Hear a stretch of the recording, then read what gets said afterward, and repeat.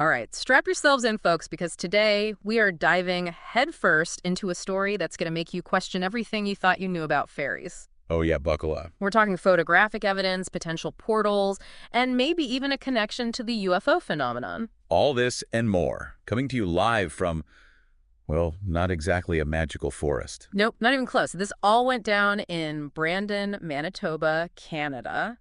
Think wide open prairies, not enchanted woodlands. It's not exactly the setting you picture when you hear the word fairy, right? More like hockey in Tim Hortons territory. Exactly. But that's where we find Jamie Boxall, a retired guy who claims to have hundreds of photos and videos of fairies and other bizarre creatures captured right in his own backyard. Now, before you write this off as just another tall tale, remember, we always go deep here. We've got the interview with Jamie, and let me tell you, he's not some fame-seeking internet hoaxer. He comes across as a pretty average guy just trying to wrap his head around what he's seen. Yeah, you can kind of feel the pinch me, I must be dreaming vibe from him. Totally. And what he describes is mind-blowing. Imagine you set up a game camera to catch some deer, right? Standard Canadian backyard stuff. But instead of Bambi, you end up filming fairies. You gotta wonder, what were the odds? Right. Talk about being in the right place at the right time. But here's where things get even weirder. Jamie believes he's pinpointed a portal, an actual portal, right there in his yard near a tree. This is where all the strange activity seems to be centered around.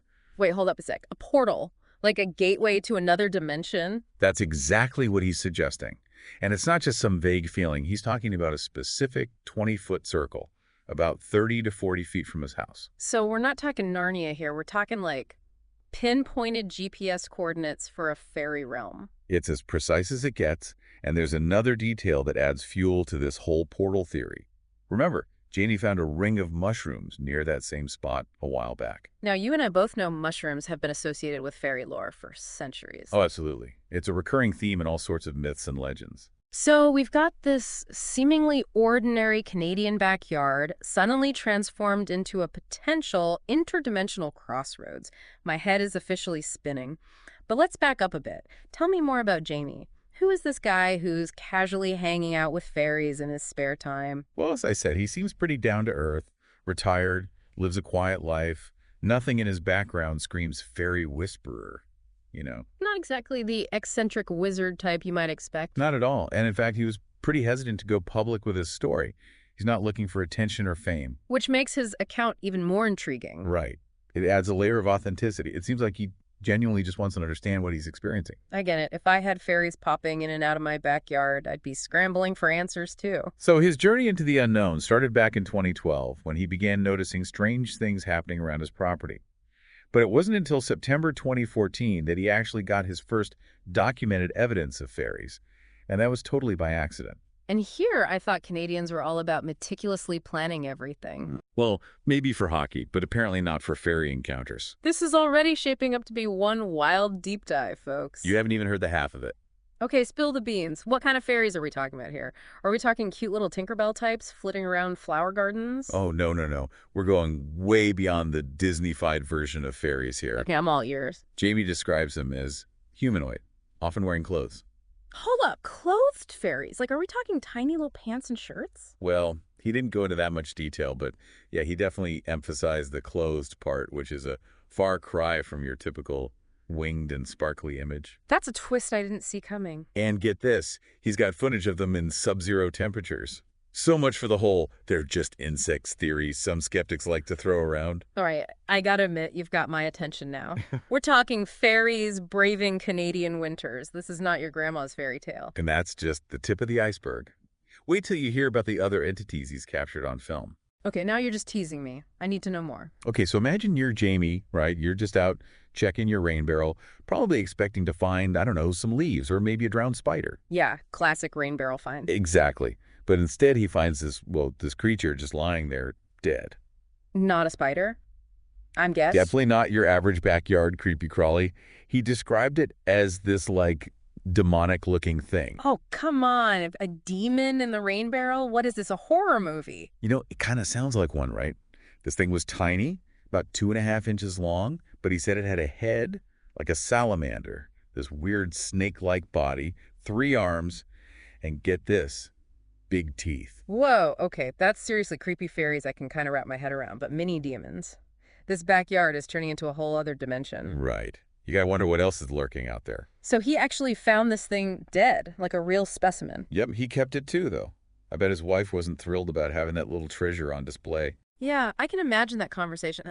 Honey, you won't believe what I found in the rain barrel today. Not exactly the ideal dinner table topic. But seriously, though, this creature, those gray, alien-like beings he photographed, they don't sound like anything I've ever heard of before. They don't exactly fit neatly into our understanding of the natural world, do they? It makes you wonder if there's a connection between fairies and, well, this whole other category of unknown beings. It's like we're peeling back layers of reality here, and with each layer, things get stranger.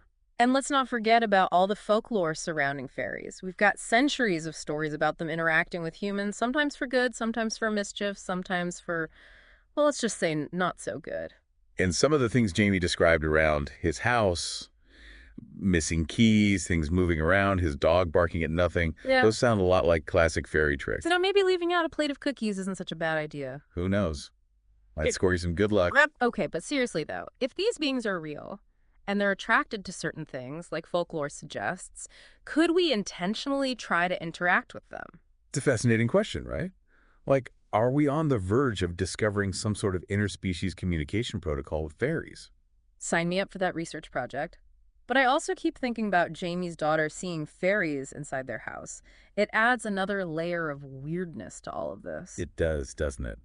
It makes you wonder if these beings are drawn to specific people or energies, Nah. or if children are just more open to seeing them. Like they haven't developed those filters we adults have that block out the magical. Maybe kids are just naturally tuned into a frequency we've forgotten how to hear. It's like that saying, everyone's a genius. But if you judge a fish by its ability to climb a tree, it will live its whole life believing that it is stupid.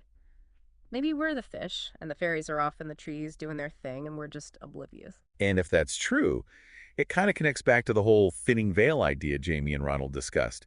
Maybe something is shifting in our reality, making it easier for these beings to interact with our world. Okay, but if that's happening, what does it mean for us? How are we supposed to approach this possibility? It's kind of a big deal if we're sharing our planet with beings that we don't even understand. You're absolutely right, it's huge, and it highlights the importance of approaching the unknown with respect. Throughout history, cultures around the world have recognized the power of unseen forces, often associating them with nature and the balance of the world. So maybe instead of fearing or dismissing these experiences, we should try to learn from them. What if these encounters with fairies are trying to teach us something? Like a cosmic wake-up call, maybe. Exactly, reminding us that there's more to reality than what we can see and touch. And if these beings are real, well, it raises a question about our responsibility towards them. How do we coexist with entities whose very existence challenges our scientific understanding? It's a question we'll have to grapple with sooner or later, especially if that veil keeps getting thinner. But speaking of challenges, remember how Ronald cautioned Jamie about the media? He seemed pretty worried about the potential for exploitation. Yeah, he was adamant about Jamie protecting his evidence and his narrative, and, it's a valid concern. This whole field of paranormal research is riddled with sensationalism and misinformation. It's tough, right? On one hand, we want to share these stories to show people that there's more to reality than meets the eye. But on the other hand, we have to be careful not to exploit or sensationalize these experiences. And we need to protect the people who are brave enough to come forward and share their stories. It's a balancing act, for sure. But, before we get too deep into the ethics of fairy research, there's something else I wanted to touch on. Remember how Jamie mentioned that moving to a more rural area seemed to heighten his awareness? Yeah, it was like nature flipped a switch in his brain. It makes you wonder, right? Could spending more time in nature actually increase our chances of experiencing something extraordinary? It's a pretty compelling thought, isn't it? I mean, we're so plugged in these days, constantly bombarded with information and stimulation. It's like our senses are on overdrive all the time. No wonder we're missing the subtle stuff, the whispers of the unknown. Right.